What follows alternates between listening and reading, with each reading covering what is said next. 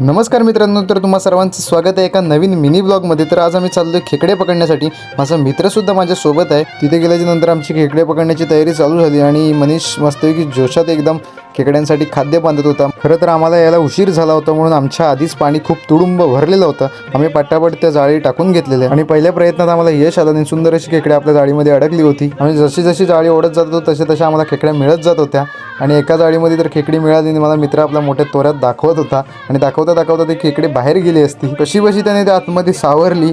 मग मी त्याला म्हटलं आता मी जाळी ओढतो। तर मी मस्त एका डेंग्यावाला मोठा खेकडा ओढला होता। बघा अशा प्रकारे मोठमोठ्या खेकड्या आम्हाला जाळीमध्ये मिळत होते आणि ह्या आनंदाच्या भरात माझा मित्र गाणं म्हणत होता। ते गाणं तुम्ही सुद्धा ऐका।